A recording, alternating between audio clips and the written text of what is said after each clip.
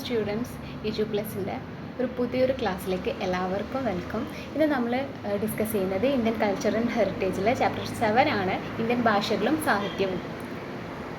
Okay, ഈ ഒരു ചാപ്റ്ററിലൂടെ നമ്മൾ കവർ ചെയ്യാൻ പോകുന്നതെന്ന് വെച്ച് കഴിഞ്ഞാൽ ഇന്ത്യൻ ഭാഷകൾ എന്തൊക്കെയായിരുന്നു, അതിൻ്റെ പ്രാധാന്യം എന്തായിരുന്നു, പിന്നെ ആണെങ്കിൽ സാഹിത്യ രൂപങ്ങൾ എന്തൊക്കെയായിരുന്നു എന്നതാണ് ഈ ഒരു ചാപ്റ്റർ ഫുള്ളായിട്ട് ഡിസ്കസ് ചെയ്യാൻ പോകുന്നത്. ഇങ്ങനെ ക്ലാസ്സിലേക്ക് കടക്കാം.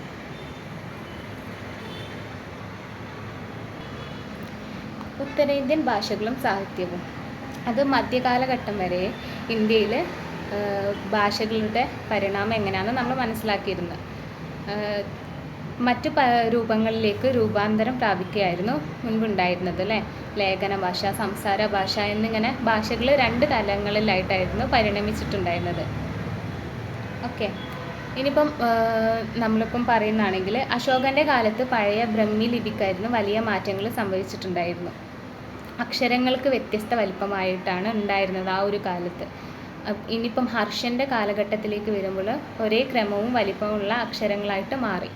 പണ്ട് ചെറുതും വലുതുമായിട്ടുള്ള അക്ഷരങ്ങളായിരുന്നു അശോകൻ്റെ കാലത്തുണ്ടായിരുന്നത്. അത് കാലക്രമേണ ഹർഷവർദ്ധൻ്റെ കാലത്തേക്ക് വരുമ്പോഴത്തേക്ക് ഉണ്ടായിരുന്നു കുറച്ചും കൂടെ എല്ലാ ലെറ്റേഴ്സും ഒരേ ക്രമത്തിലും വലിപ്പത്തിലും ഉള്ളവയായി മാറി.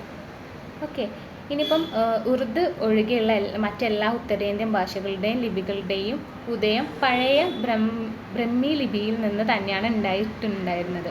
ഇനിയിപ്പം ഗുജറാത്തി, ഹിന്ദി, പഞ്ചാബി ലിപികൾ താരതമ്യം ചെയ്ത് കഴിഞ്ഞാൽ നമുക്ക് ഈ ഒരു മാറ്റം പെട്ടെന്ന് മനസ്സിലാക്കാൻ കഴിയുന്നതായിരിക്കും. 200-ലധികം സംസാര ഭാഷകൾ ഇന്ത്യയിലുണ്ട് അല്ലേ. ഇന്ന് ചിലത് വ്യാപകമായിട്ട് ഉപയോഗിക്കുന്നത്, നമ്മുടെ മലയാളമൊക്കെ ആണെങ്കിൽ വ്യാപകമായിട്ട് ഉപയോഗിക്കുന്നൊന്നുമില്ല.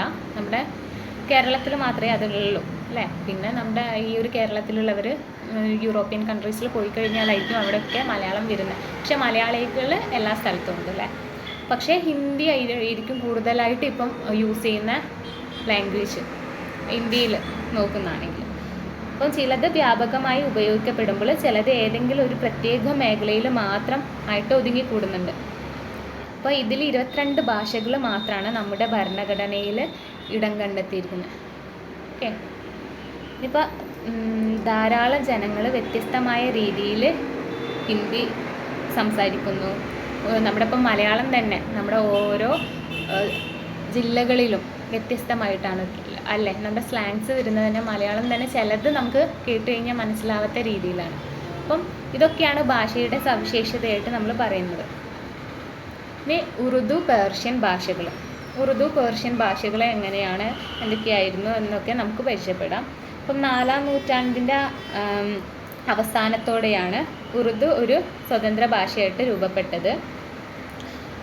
അറബിയും പേർഷ്യൻ തുടങ്ങിയിട്ടുള്ള ഭാഷകൾ നമ്മുടെ ഇന്ത്യയിൽ പരിചയപ്പെടുത്തിയത് തുർക്കികൾ, ടർക്കിഷും മംഗോളിയന്മാരും വന്നതോടുകൂടെയാണ്. ഇന്ത്യയിൽ അവരുടെ കടന്നുകയറ്റത്തോടുകൂടെയാണ് ആ ഒരു ഭാഷ വരുന്നത്, ഉറുദു.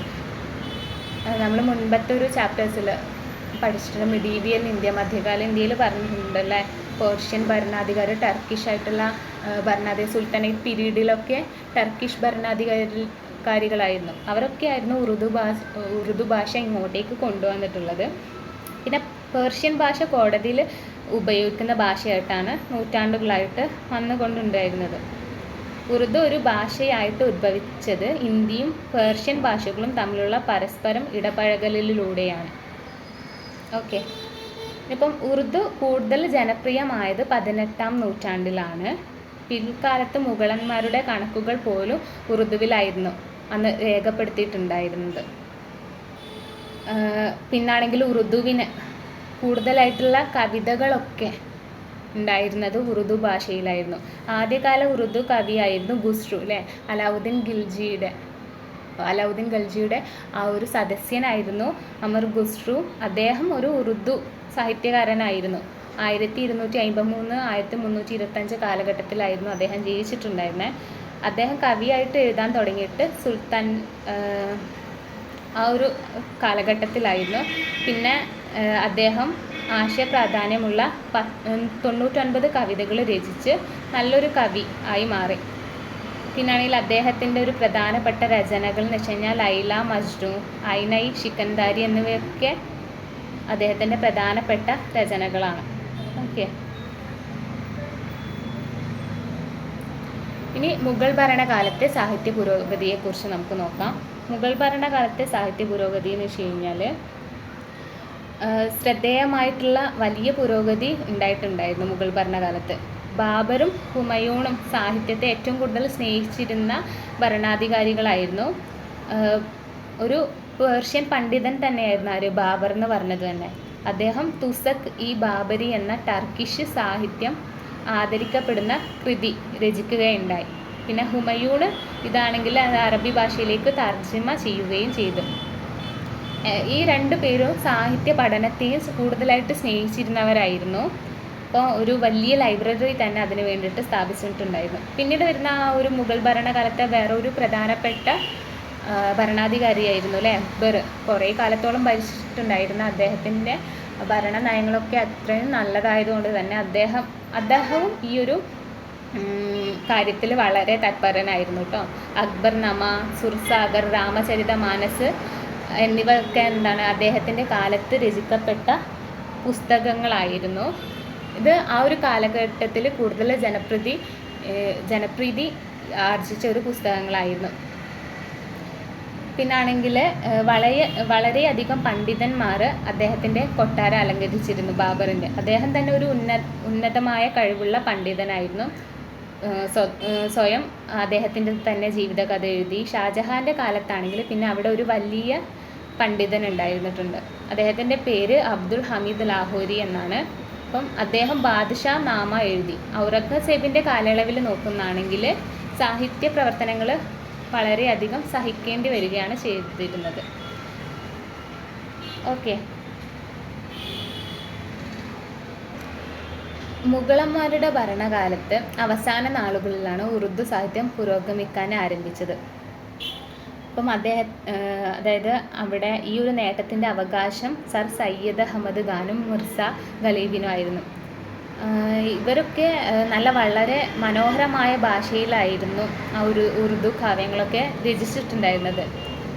അപ്പം കൂടുതൽ മറ്റുള്ള എഴുത്തുകാരെ കൂടെ ആകർഷിക്കാൻ കഴിയുന്ന വിധമായിരുന്നു അവരുടെയൊക്കെ രചനകൾ ഉണ്ടായിരുന്നത്. ആ ഒരു കാലത്ത് തന്നെ ഒരു പേരുകേട്ട കവിയായി മാറാൻ മിർസ ഖലീബിന് സാധിച്ചിട്ടുണ്ട്. ഓക്കെ. ഇപ്പം മൗലവി അൽതാഫ് ഹുസൈൻ അലി, അക്ബർ അൽഹാദി, ഡോക്ടർ മുഹമ്മദ് ഇക്ബാൽ ഇവരായിരുന്നു പ്രസിദ്ധരായിട്ടുള്ള മറ്റൊരു എഴുത്തുകാരായിട്ട് വരുന്നത്. പിന്നാണെങ്കിൽ ആ ഒരു സമയത്ത് അറിയപ്പെട്ടിട്ടുണ്ടായിരുന്ന ഹിന്ദു കവികളായിരുന്നു കബീർ, തുളസിദാസ്. ഇവരൊക്കെ നിങ്ങൾ കേട്ടിട്ടുണ്ടാവും ഭക്തി പ്രസ്ഥാനത്തിൽ അല്ലേ. നിർഗുണ ഭക്തിയും സഗുണ ഭക്തിയും കഴിഞ്ഞൊരു ചാപ്റ്ററിൽ നമ്മൾ മധ്യകാല ഇന്ത്യയിൽ ആ ഒരു ചാപ്റ്ററിൽ പഠിച്ചു കഴിഞ്ഞതാണ്. ഓക്കെ. ഇവരൊക്കെ എന്തായിരുന്നു, ഹിന്ദു കവികളായിരുന്നു. പിന്നെ സൂർദാസ്, റഹീം എന്നിവരൊക്കെ. കബീറിൻ്റെ ദോഹകൾ ഇപ്പോഴും വളരെ പ്രചാരമുള്ളൊരു കാര്യമാണ്. തുളസിദാസിൻ്റെ രാമചരിതമാനസം ഹിന്ദുക്കളുടെ ഒരു പവിത്രമായിട്ടുള്ള പുസ്തകമായി തീരുന്നു പിന്നീടുള്ള കാലത്ത്. പിന്നെ അക്ബറിൻ്റെ ഒരു ഭരണകാലത്ത് എഴുതിയ ബഹാരി കൂടുതൽ പ്രസിദ്ധമായ ഒന്നാണ്. ഇനിയിപ്പം മധ്യകാലഘട്ടത്തിലെ ഹിന്ദി സാഹിത്യത്തെക്കുറിച്ച് പറയുന്നതാണെങ്കിൽ ഈ ഒരു കാലഘട്ടത്തിൽ പ്രാദേശിക ഭാഷകളായ ഹിന്ദി, ബംഗാളി, ആസാമീസ്, ഒറിയ, മറാത്തി, ഗുജറാത്തി എന്നിവയ്ക്ക് വലിയ വളർച്ച ഉണ്ടായിട്ടുണ്ട്. പിന്നെ നമ്മുടെ സൗത്ത് ഇന്ത്യയിലായിട്ട് മലയാള ഭാഷ വളർന്നു വന്നു. കൂടാതെ തമിഴ് ഒക്കെ സൗത്ത് ഇന്ത്യയിൽ വളർന്നു വന്നിട്ടുണ്ട്. 14ാം ദശാബ്ദത്തിൽ ഈ ഭാഷകളുടെ എല്ലാം ഉദ്ഭവങ്ങളെ തുടർന്ന് സംസ്കൃത ഭാഷയ്ക്ക് ക്ഷീണം സംഭവിച്ചു. സൗത്ത് ഇന്ത്യൻ ഭാഷകളും നോർത്ത് ഇന്ത്യൻ ഭാഷകളൊക്കെ ഇങ്ങനെ കൂടുതലായിട്ട് വന്നതോടുകൂടെ പണ്ടുണ്ടായിരുന്ന സംസ്കൃത ഭാഷ പിന്നീട് ക്ഷയിക്കുകയാണ് ഉണ്ടായിരുന്നത്. അപ്പോൾ അതായത് ആ ഭാഷകൾ കാര്യനിർവഹണം നടത്തിപ്പോരുന്ന തലത്തിലെത്തി അല്ലേ. ആ ഒരു ഭാഷകൾ നന്നായിട്ട് തന്നെ കമ്മ്യൂണിക്കേറ്റ് ചെയ്യാൻ വേണ്ടിയിട്ട് സാധിച്ചു. ഇനി ഉത്തര പശ്ചിമ ഇന്ത്യയിൽ വികാസം പ്രാപിച്ച വിവിധ ഉപഭാഷകളെ കുറിച്ചിട്ട് നമുക്കറിയാം അല്ലേ. ഹിന്ദി ഭാഷയിലെ ആദ്യ ഗ്രന്ഥമായിട്ട് പൃഥ്വിരാജ് രാസോ കണക്കാക്കപ്പെടുന്നുണ്ട്. പൃഥ്വിരാജ് ചൗഹാൻ്റെ വിജയങ്ങളെ കുറിച്ചിട്ടുള്ളതാണ് പൃഥ്വിരാജ് രാസോ പറയുന്നത്. ഇനി തുളസിദാസ് വാൽമീകി രാമായണത്തെ അടിസ്ഥാനമാക്കിയിട്ട് കവിതകൾ എഴുതിയിട്ടുണ്ടായിരുന്നു. പിന്നാണെങ്കിൽ തുളസിദാസിൻ്റെ തന്നെ രചനയിൽ പുരാതന ആചാരങ്ങളെ കുറിച്ചിട്ട് പറയുന്ന വാൽമീകി രാമായണത്തിൽ സീതയുടെ അജ്ഞാതവാസം എന്നിവയെല്ലാം തുളസീദാസിൻ്റെ രചനയിൽ പ്രതിപാദിക്കുന്നുണ്ട്. തുളസിയുടെ കഥാനായകന് ദിവ്യത്വം കൽപ്പിച്ചപ്പോൾ വാൽമീകിയുടെ കഥാനായകന് മനുഷ്യരൂപത്തിലായിരുന്നു. അങ്ങനെ അവർ തമ്മിലുള്ള തുളസീദാസും വാൽമീകി രാമായണവും തമ്മിൽ, തുളസീദാസിൻ്റെ രാമായണവും വാൽമീകി രാമായണവും തമ്മിൽ കുറച്ച് ചെറിയ ഒരു വ്യത്യാസമേ ഉണ്ടായിരുന്നുള്ളൂ. തുളസീദാസിൻ്റെ ഇതെന്താണ്, കുറച്ചും കൂടെ ഹീറോയിസമുള്ള ഒരു നായകനാണെങ്കിൽ വാൽമീകിൻ്റെ കഥാനായകൻ എന്ന് വെച്ച് കഴിഞ്ഞാൽ മനുഷ്യരൂപത്തിൽ, ശ്രീരാമൻ മനുഷ്യരൂപത്തിൽ ജന്മമെടുത്തു എന്ന രീതിയിലായിരുന്നു. അതായത് ഹിന്ദി പൂർണ്ണമായിട്ട് വികാസം പ്രാപിച്ചത് AD 7-8 നൂറ്റാണ്ടിനും BC 14-ാം നൂറ്റാണ്ടിനും ഇടയിലാണ്. അപ്പം അതായത് ധീരകൃത്യങ്ങളുടെ കവിതാ കാലഘട്ടം അല്ലെങ്കിൽ അടികല ആദ്യ കാലഘട്ടം എന്നാണ് ഇതിനെ വിശേഷിപ്പിച്ചത്. ഇതിനെ പ്രോത്സാഹിപ്പിച്ചത് രജപുത്ത് ഭരണാധികളായിരുന്നു. ഈ കാലഘട്ടത്തിലെ ഏറ്റവും പേരുകെട്ട കവികളായിരുന്നു കബീറും തുളസീദാസും. ആധുനിക യുഗത്തിൽ ഖാദി പ്രാദേശിക ഭാഷ വളരെ പ്രചാരത്തിൽ എത്തിയിരുന്നു. പല തരത്തിലുള്ള സാഹിത്യങ്ങൾ സംസ്കൃതത്തിൽ നിർമ്മിക്കാനും ഒക്കെ ഈ ഒരു കാലഘട്ടത്തിൽ കഴിഞ്ഞിട്ടുണ്ട്. 19-ാം നൂറ്റാണ്ടിൻ്റെ ആദ്യ പാദത്തോടെയാണ് ഹിന്ദി ഗദ്യസാഹിത്യം വികാസം പ്രാപിച്ചത്. ഹിന്ദിയിലെ ആദ്യകാല നാടക രചയിതാവ് ഭരതേന്ദു ഹരിശ്ചന്ദ്രനായിരുന്നു. അദ്ദേഹമായിരുന്നു ആദ്യകാലത്ത് നാടകങ്ങളൊക്കെ ഹിന്ദിയിൽ രചിച്ചിട്ടുണ്ടായിരുന്നത്. അപ്പം ഈ ഒരു നാടകത്തിൽ സംസ്കൃതത്തിലെയും മറ്റു ഭാഷകളിലെയും ഗ്രന്ഥങ്ങളുടെ തർജ്ജമ അദ്ദേഹം സ്വയമായിട്ട് എഴുതി ഉണ്ടാക്കിയതല്ല, പല ഭാഷകളിൽ നിന്നെടുത്ത അവയുടെ തർജ്ജമയായിരുന്നു ആദ്യകാലത്ത് ഭരതേന്ദു ഹരിശ്ചന്ദ്രൻ്റെ നാടകത്തിൽ ഉപയോഗിച്ചിട്ടുണ്ടായിരുന്നത്. സംസ്കൃതത്തിൽ നിന്നും കൃതികൾ തർജ്ജമ ചെയ്ത മറ്റൊരാൾ മഹാവീർ പ്രസാദ് ആയിരുന്നു, മഹാവീർ പ്രസാദ് ദ്വിവേദി. അപ്പം ബംഗാളിയിലെ നോവൽ രചയിതാവായിരുന്നു ബങ്കിം ചന്ദ്ര ചാറ്റർജി. പിന്നാണെങ്കിൽ ഹിന്ദിയിലേക്ക് അദ്ദേഹത്തിൻ്റെ നോവലുകൾ മൊഴിമാറ്റം നടത്താനും അവ ജനപ്രിയമാവാനും ആ ഒരു കാലഘട്ടത്തിൽ ഏതാണ് 1938-94 അദ്ദേഹം ജീവിച്ചിരുന്ന ആ ഒരു കാലഘട്ടത്തിൽ സാധ്യമായി. അദ്ദേഹത്തിൻ്റെ ആനന്ദമഠം എന്ന നോവലിൽ നിന്നാണ് നമുക്ക് വന്ദേമാതരം എന്ന ഗാനം ലഭിച്ചത്. ബങ്കിം ചന്ദ്ര ചാറ്റർജിയാണ് വന്ദേമാതരം എന്ന വന്ദേമാതരം എന്ന ഗാനം എഴുതിയത്. പിന്നീട് സ്വാമി ദയാനന്ദ സരസ്വതി ഹിന്ദി ഭാഷയ്ക്ക് നൽകിയ സംഭാവനകളെ കുറിച്ചിട്ട് നമുക്ക് നോക്കാം. അപ്പം അദ്ദേഹം നടത്തിയെന്ന് വെച്ച് കഴിഞ്ഞാൽ അടിസ്ഥാനപരമായി ഒരു സംസ്കൃത പണ്ഡിതനാണ്. നമ്മൾ ഒരു കഴിഞ്ഞ ക്ലാസ്സിൽ കണ്ടിട്ടുണ്ടായിരുന്നു. സ്വാമി ദയാനന്ദ സരസ്വതി എന്ന് വെച്ച് കഴിഞ്ഞാൽ ഒരു സംസ്കൃത പണ്ഡിതനാണ് അല്ലേ. പിന്നാണെങ്കിൽ അദ്ദേഹം ആ ഒരു ഭാഷയിൽ മാത്രമല്ല ഹിന്ദിയുടെ പൊതുഭാഷയാവണമെന്നും ഇന്ത്യയുടെ പൊതുഭാഷയാവണമെന്നും സ്വാമി ദയാനന്ദ സരസ്വതി വാദിച്ചിട്ടുണ്ടായിരുന്നു. അദ്ദേഹം ഹിന്ദിയിൽ ലേഖനങ്ങൾ എഴുതി. അദ്ദേഹത്തിൻ്റെ ശ്രദ്ധേയമായ ഹിന്ദി കൃതിയാണ് സത്യാർത്ഥ പ്രകാശം. പിന്നെ ഹിന്ദിയെ സമ്പുഷ്ടമാക്കിയ സാഹിത്യകാരന്മാരായിരുന്നു മുൻഷി പ്രേംചന്ദ്, സൂര്യകാന്ത് ത്രിപാഠി, നിരാല എന്നിവർ. നമ്മളിപ്പോൾ കൂടുതലും ഹിന്ദിയെക്കുറിച്ച് പറയുന്നതാണെങ്കിൽ മുൻഷി പ്രേംചന്ദിനെ കുറിച്ചിട്ട് പല ഹിന്ദി ക്ലാസ്സിലും നമ്മൾ കേട്ടിട്ടുണ്ടാവും. ഹിന്ദിയിൽ തന്നെ എന്തോ ഒരു പ്രത്യേക ടാഗ് ലൈന് മുൻഷി പ്രേംചന്ദിനെ നമ്മൾ പറയാറുണ്ട് ഹിന്ദിയെക്കുറിച്ച് പറയുമ്പോൾ. ഇനി ആണെങ്കിൽ ജയശങ്കർ പ്രസാദ് വേറൊരു എഴുത്തുകാരനായിരുന്നു. അദ്ദേഹം മനോഹരമായ നാടകങ്ങൾ ഹിന്ദിയിലായിരുന്നു രചിച്ചത്. ഈ എഴുത്തുകാരൊക്കെ ഒരു ലക്ഷ്യം മുൻനിർത്തിയാണ് രചനകൾ നടത്തിയിരുന്നത്. സാമൂഹ്യ തിന്മകളും അന്ധവിശ്വാസങ്ങളും മാറ്റി ഹിന്ദു സമൂഹത്തെ ശുദ്ധീകരിക്കാനാണ് എല്ലാവരും ശ്രമിച്ചിട്ടുണ്ടായിരുന്നത്. ഓക്കെ, ഇനിയിപ്പോൾ നെക്സ്റ്റ് വരുന്നത് ഹിന്ദി ഭാഷ. ഹിന്ദി ഭാഷയിൽ തന്നെ പുരോഗതി ആരംഭിച്ചത് 18 നൂറ്റാണ്ടിലാണ്. നൂറ്റാണ്ടിൻ്റെ അവസാനത്തോടു കൂടിയാണ്. ഈ ഒരു കാലയളവിൽ പ്രധാനപ്പെട്ട എഴുത്തുകാരായിരുന്ന സാദാ സുഖ്ലാൽ, എൻഷാള്ള ഖാൻ, ഭരതേന്ദു ഹരിശ്ചന്ദ്ര ഹിന്ദി ഭാഷയെ ശക്തിപ്പെടുത്തി. അതുപോലെ രാജാ ലക്ഷ്മണൻ സിംഗ് ശാകുന്തള ഹിന്ദിയിലേക്ക് തർജ്ജമ ചെയ്തു. ഓക്കെ, ഇതിപ്പോൾ ഹിന്ദി സാഹിത്യത്തിനെ കുറിച്ച് പറയുന്നതാണെങ്കിൽ ഹിന്ദി സാഹിത്യത്തിലെ ഗദ്യ എഴുത്തുകാരിൽ പ്രമുഖന്മാരായിരുന്നു ഭരതേന്ദു ഹരിശ്ചന്ദ്ര, മഹാവീർ പ്രസാദ് എന്നിവരൊക്കെ. അപ്പോൾ ഇതാണ് ഹിന്ദി സാഹിത്യത്തിൽ ഉണ്ടായിരുന്ന മാറ്റങ്ങൾ. ഇനി നമുക്ക് പഞ്ചാബി, രാജസ്ഥാനി, ഗുജറാത്തി സാഹിത്യം നോക്കാം.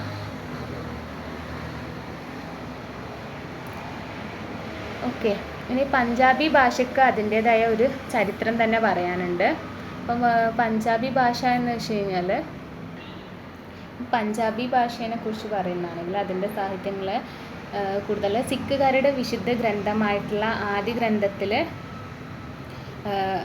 മാത്രമായിട്ട് ഗുരുമുഖി ലിപി എന്ന് പറയുന്ന ലിപി പരിമിതപ്പെട്ടിരുന്നു. വളരെ ചുരുക്കം ചിലർ മാത്രമേ ഈ ഒരു ലിപി പഠിക്കാൻ ശ്രമിച്ചിട്ടുണ്ടായിരുന്നു. നമ്മുടെ ഈ ഒരു പഞ്ചാബ് എടുത്തു നോക്കുന്നതാണെങ്കിൽ ഗുരു നാനാക്കാണ് പഞ്ചാബിൻ്റെ ആദ്യ കവിയായിട്ട് അറിയപ്പെടുന്നത്. സമകാലീന സൂഫി സന്യാസിമാരും ഈ ഭാഷയെ ഉപയോഗിച്ചിട്ടുണ്ടായിരുന്നു അക്കാലത്ത്. അപ്പോൾ ഈ ഒരു സൂഫി സന്യാസിമാർ തങ്ങളുടെ കവിതകൾ എഴുതാനുണ്ടായിരുന്നു പേർഷ്യൻ ലിപിയായിരുന്നു ഉപയോഗിച്ചിരുന്നത്. ഇവരിൽ പ്രമുഖൻ ഫരീദ് എന്നൊരു ആളായിരുന്നു. ഇദ്ദേഹത്തിൻ്റെ കവിതകൾ ആദ്യ ഗ്രന്ഥത്തിൽ ഉൾപ്പെടുന്നു.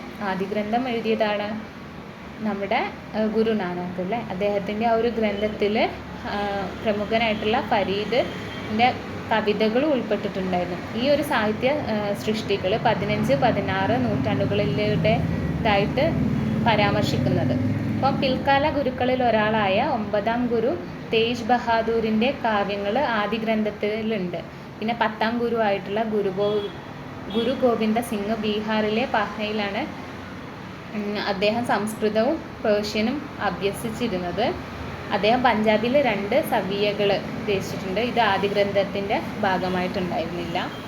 ഇനി 20ാം നൂറ്റാണ്ടിൽ പഞ്ചാബി സ്വന്തമായി കടന്നു വന്നു അല്ലേ. ഭായി വീർ സിംഗ് ഒരു ഇതിഹാസം രചിച്ചു പഞ്ചാബിൽ. അതിൻ്റെ നാമം റാണ സൂരജ് സിംഗ് എന്നായിരുന്നു. പിന്നെ ഭക്തി പ്രസ്ഥാനത്തിൻ്റെ പുരോഗതി പല പ്രാദേശിക ഭാഷകളുടെയും ഉയർച്ചയ്ക്ക് വഴിതെളിച്ചിട്ടുണ്ട്. ഹിന്ദി, ഗുജറാത്തി, മറാത്തി, പഞ്ചാബി, കന്നഡ, തമിഴ്, തെലുങ്ക് എന്നിവയെല്ലാം ഈ ഭക്തി പ്രസ്ഥാനത്തിൻ്റെ പുരോഗതിയാണ് സഹായിച്ചിരുന്നത്. ഇനി നമുക്ക് ഗുജറാത്തി സാഹിത്യത്തെക്കുറിച്ച് നോക്കുന്നതാണെങ്കിൽ ആദ്യകാല ഗുജറാത്തി സാഹിത്യം ലഭ്യമായത് 14-15 നൂറ്റാണ്ടുകളിലായിരുന്നു. അതൊക്കെ ഭക്തിഗാനത്തിൻ്റെ രൂപത്തിലായിരുന്നു. അപ്പം ഇപ്പോഴും ആ ഒരു രൂപത്തിൽ തന്നെ ഭക്തിഗാന രൂപത്തിലാണ് ഗുജറാത്തിൽ ആ ഒരു പാരമ്പര്യം തുടർന്ന് വന്നുകൊണ്ടിരിക്കുന്നത്. ഗുജറാത്തികൾ ഈ ഭക്തിഗാനങ്ങൾ അവരുടെ ഒരു മതഘോഷ ചടങ്ങുകളിലെല്ലാം നാടോടി നൃത്തങ്ങളിലെല്ലാം ഉപയോഗിച്ചു കൊണ്ട് വരുന്നുണ്ട്.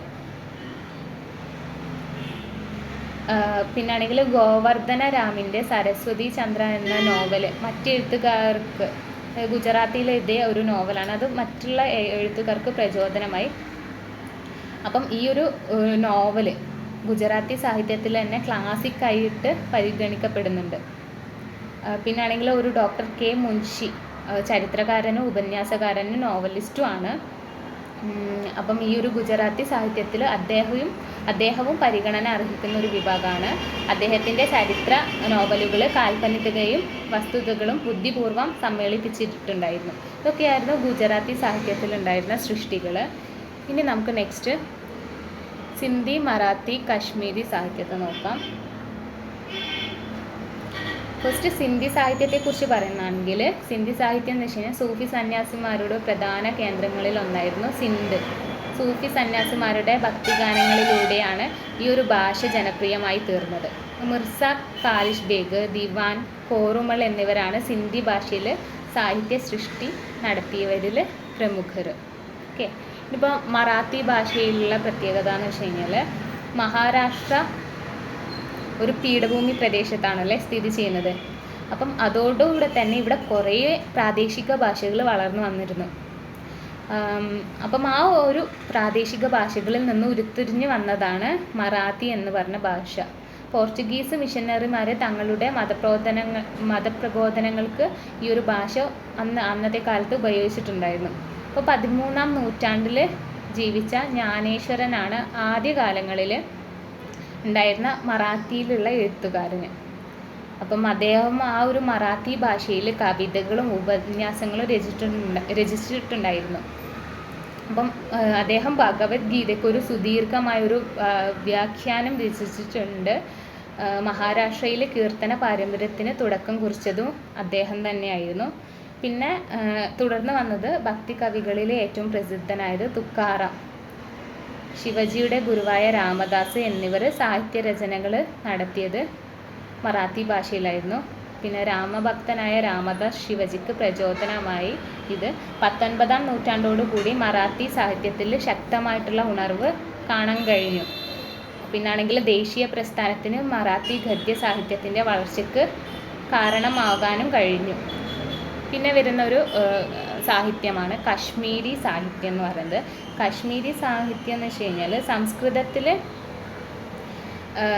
കൽഹണ്ണൻ രചിച്ച രാജതരംഗണയിലൂടെയാണ് കാശ്മീർ സാഹിത്യ മണ്ഡലം ശ്രദ്ധിക്കപ്പെടുന്നത് തന്നെ. അപ്പം സാധാരണക്കാരുടെ ഭാഷ കാശ്മീരി ഭാഷയായിരുന്നു ആ ഒരു കാലഘട്ടത്തിൽ അവിടുത്തെ ഇവിടെയുള്ള ആ ഒരു ടൈമിൽ ഉണ്ടായിരുന്നത്. എവിടെയും ഭക്തി പ്രസ്ഥാനം തനതായ പങ്കുവഹിച്ചു. എല്ലാ സ്ഥലത്തും ഇൻഫ്ലുവൻസ് ചെയ്തിരുന്നത് ഭക്തി പ്രസ്ഥാനങ്ങളായിരുന്നു. 14-ാം നൂറ്റാണ്ടിൽ ജീവിച്ച ലാൽദേവ് ആയിരിക്കും ആ ഒരു കാലഘട്ടത്തിലെ ആദ്യത്തെ കാശ്മീരി സാഹിത്യകാരനായിട്ട് നമ്മൾ പറയപ്പെടുന്നത്. അദ്ദേഹം ഒരു ശൈശവ സന്യാസിയായിരുന്നു. ആ ഒരു മേഖലകളിലെല്ലാം ഇസ്ലാം മതം പ്രചാരിച്ചതോടെ തന്നെ സൂഫി സ്വാധീനം കൂടുതലായിട്ട് ആ ഭാഗങ്ങളിൽ ദർശിക്കാൻ കഴിഞ്ഞു. ഹാബ, ഖാത്തുൻ, മഹജൂർ, സിന്ധ, കൗൾ, നന്ദ്രിഷി എന്നറിയപ്പെടുന്ന നൂറുദ്ദീൻ, അക്തർ, മൊഹിയുദ്ദീൻ, സൂഫി, ഗുലാം മുഹമ്മദ്, അങ്ങനെ കുറച്ച് പേരുണ്ട്. അവരൊക്കെ എന്താണ് കാശ്മീരി ഭാഷയിൽ ഭക്തികാവ്യങ്ങൾ രചിച്ചവരാണ്. ഇവർ കാശ്മീരി സാഹിത്യത്തിൻ്റെ വളർച്ചയ്ക്ക് ഒരു മുതൽക്കൂട്ട് തന്നെയാണ്. ഇവരൊക്കെ തന്നെ കാശ്മീരി ഭാഷയെ ഒന്നും കൂടെ പ്രാബല്യത്തിലെത്താൻ സഹായിച്ചു. പിന്നെ കശ്മീരിൽ 19-ാം നൂറ്റാണ്ടിൻ്റെ അവസാനം വരെ പാശ്ചാത്യ സ്വാധീനം കടന്നു വന്നിരുന്നിട്ടില്ല. അതുകൊണ്ട് തന്നെ 1846 ഒന്നാം സിഖ് യുദ്ധത്തിന് ശേഷം ജമ്മുവിലുള്ള ദോഗ്രമാർ അവിടുത്തെ ഭരണാധികാരികളായി മാറി. കശ്മീരി ഭാഷയേക്കാൾ അവർക്ക് താല്പര്യം ദോഗ്ര ഭാഷയോടായിട്ടായിരുന്നു. വ്യാപകമായിട്ടുള്ള ദാരിദ്ര്യവും സാമ്പത്തിക പിന്നോക്കാവസ്ഥയും ആ ഒരു ടൈമിൽ അവിടെ നിലനിന്നിരുന്നു. അപ്പം വിദ്യാലയങ്ങളോ വിദ്യാഭ്യാസമോ അവിടെ ഉണ്ടായിരുന്നില്ല. ഇതെല്ലാം കാശ്മീരി ഭാഷയിൽ മെച്ചപ്പെട്ട സാഹിത്യ സൃഷ്ടിയെ തടസ്സപ്പെടുത്തി. അപ്പം ആ ഒരു ടൈമിൽ ആ ഒരു കാശ്മീരി സാഹിത്യം അവിടെ മാത്രം വന്നു. പിന്നീട് ഉണ്ടായിരുന്ന കടന്നുകയറ്റലുകൾ കാശ്മീരി ഭാഷയിൽ കുറച്ചും കൂടെ മെച്ചപ്പെട്ട സാഹിത്യ സൃഷ്ടികളെ ഉണ്ടാക്കാൻ അനുവാദം നൽകിയിരുന്നില്ല. അപ്പോൾ ഇതൊക്കെയാണ് നമ്മുടെ ഒരു സാഹിത്യ ഭാഷകൾ അന്നത്തെ കാലത്ത് ഉണ്ടായിരുന്നിട്ടുള്ള ഇന്ത്യയിലെ സാഹിത്യ ഭാഷകൾ. അവരുടെ ഓരോ കലാകാരന്മാരെയും നമ്മൾ ഓരോ ഭാഷയിലും കേട്ടു കഴിഞ്ഞു. ഇതൊക്കെയാണ് ഇന്നത്തെ ഈ ഒരു ചാപ്റ്ററിൽ കവർ ചെയ്യുന്നത്. അപ്പോൾ ഇന്നത്തെ ക്ലാസ് എല്ലാവർക്കും മനസ്സിലായെന്ന് വിശ്വസിക്കുന്നു. Anyway thank you. ഇനി ഒരു നെക്സ്റ്റ് ക്ലാസ്സിലേക്ക് കാണാം.